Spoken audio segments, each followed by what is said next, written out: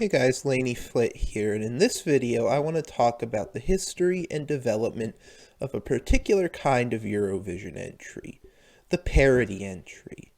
Many people today, mostly in Western Europe, see Eurovision as a campy festival of humor and hijinks, but it was not always that way.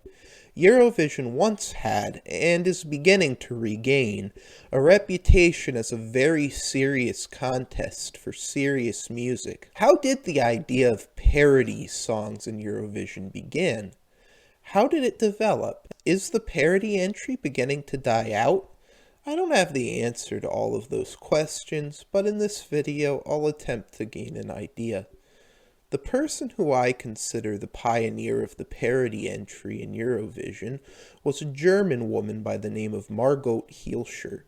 The very first Eurovision Song Contest in 1956 was only broadcast on the radio, so the contestants did not put much into their performances. They just stood stationary behind a microphone the whole time.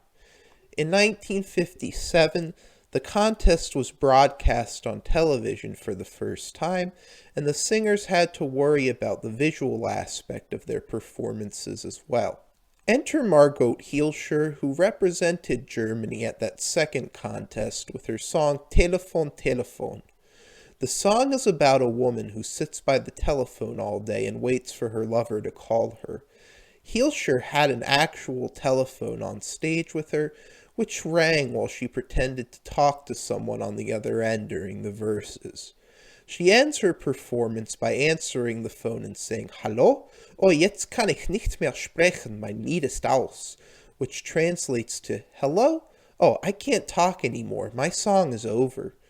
This might seem mild by today's standards, but it was actually the first time anybody had used a prop during their performance, and the first time anybody had tried to use humor. The song scored 8 points and tied for 4th out of the 10 songs. Hilscher took it up a notch when she returned to represent Germany again the very next year, in 1958, with her song Für zwei Groschen Musik, which can be translated as music for 2 pennies or 2 pence music. She came out wearing a prom dress, a tiara, and a sash proclaiming her to be Miss Jukebox. Hilscher began the song by saying that since there is a Miss France and Miss Germany but no Miss Jukebox, she wants to be the first Miss Jukebox. The song scored 5 points and finished 7th out of the 10 songs. While neither song scored particularly well, she still did what nobody in Eurovision ever did in the early days and provided us with humor and entertainment. Margot Hilscher actually died relatively recently, in 2017 at the age of 97, and I truly believe we lost a Eurovision legend.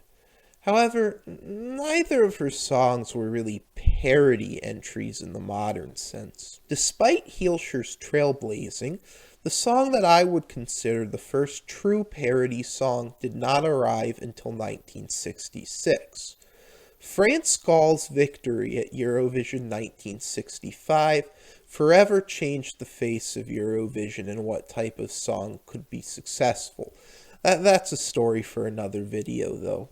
The song I'm referring to would be the 1966 Swedish entry, the song Ni gammal vals, performed by Lill Lindfors and Svante Turesson. The word Ni gammal does not mean anything in Swedish, but rather it's a portmanteau of Ni, meaning new, and gammal, meaning old.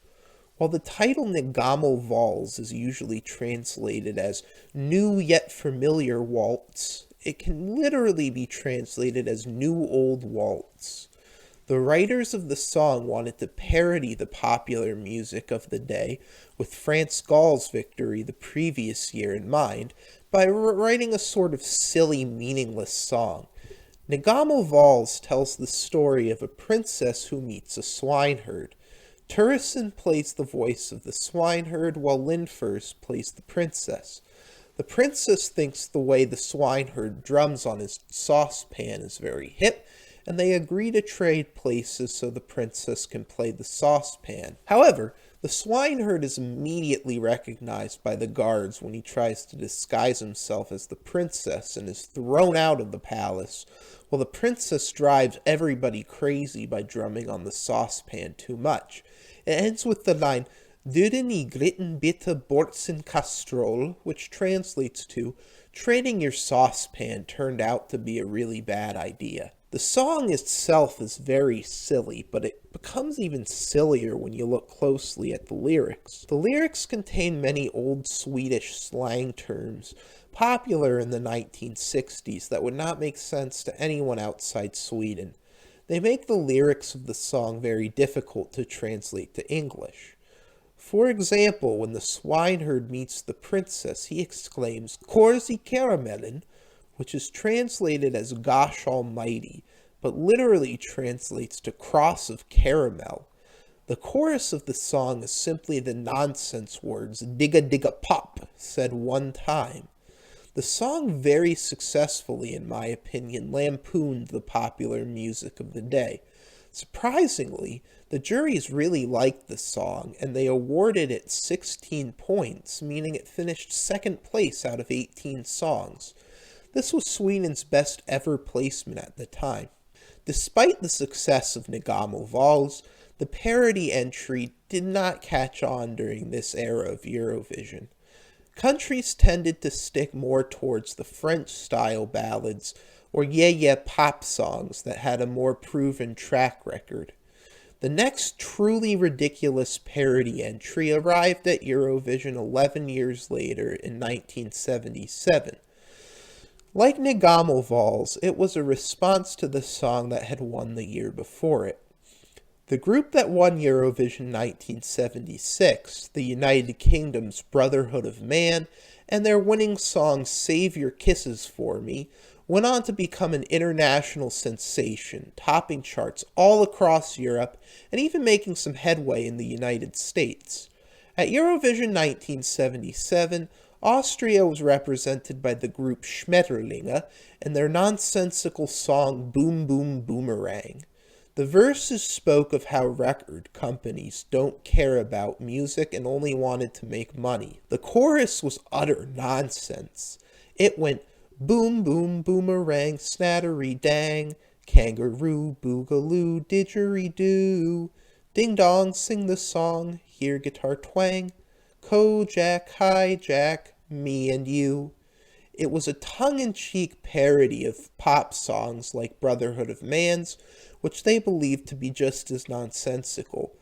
In their dance, Schmetterlinge called out Brotherhood of Man directly by doing an exaggerated parody of the Walk in Place that Brotherhood of Man had done during their performance the year before. While it was by far the catchiest song of the night, the juries clearly did not like being made fun of, and they only awarded Boom Boom Boomerang 11 points, placing it second to last. While there were other songs before the 1990s that used humor, the parody entry didn't come into vogue until the dawn of the televoting era. By the mid-1990s, the EBU had grown tired of their expert juries and did away with them entirely, instead relying entirely on the voting public to choose the winner of Eurovision. While joke entries had mostly flopped before the juries, it took a man by the name of Gildo Horn to prove that they would do well with the public. Gildo Horn is the man I really believe opened the floodgates for the parody entry during the televoting era. He represented his native Germany at Eurovision 1998 with the song Gildo hat euch lieb, which translates simply as Gildo loves you. Clad in a cape and a sparkly blue suit, Gildo ran through the audience, telling people in the front rows that he loved them. He then climbed up on the staging and sang as if he were in a pirate mask. The public found Gildo charming enough that they gave him a respectable 7th place.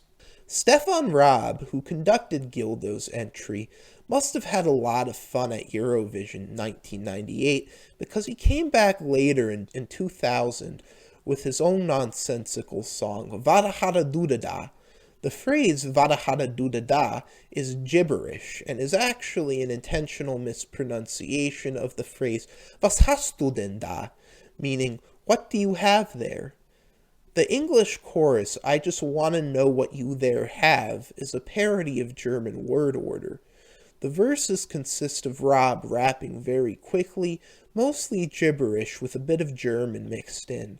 Rob and his backup singers were wearing ridiculous bright yellow suits.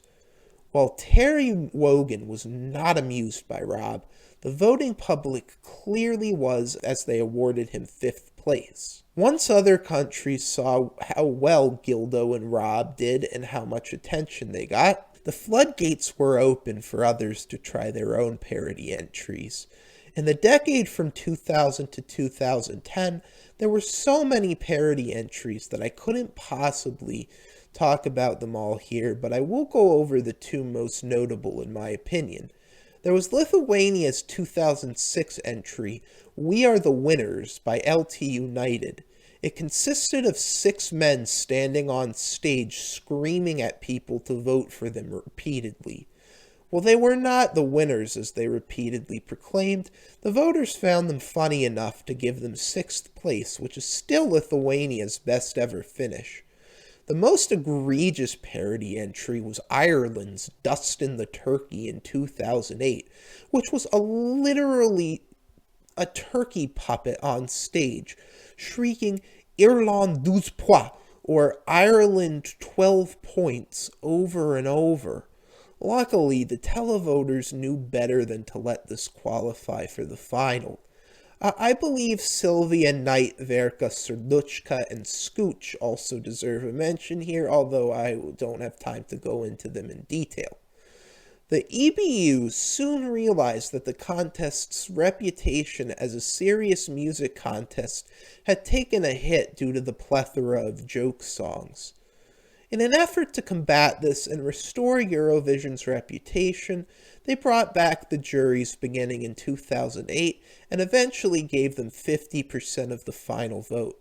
Since the reintroduction of the juries, the prevalence of the parody song has declined. In the last 5 years, there haven't been any truly successful parody entries. There was Sunstroke Project's "Hey Mama" in 2017, but that was more a pop song that used humor than a true parody entry. I wouldn't really call it a parody entry. And the same could be said about Romania's Yodelit the same year. If the EBU's goal with reintroducing the juries was decrease the amount of parody entries, it seems they've succeeded. Even the entries that use humor also have an actual song to go along with them, such as Do Re Dos in 2018. Gone are the days of finishing top 10 by just screaming at people to vote for you, and I don't think those days will ever return. Thanks for listening, and I hope you learned a thing or two.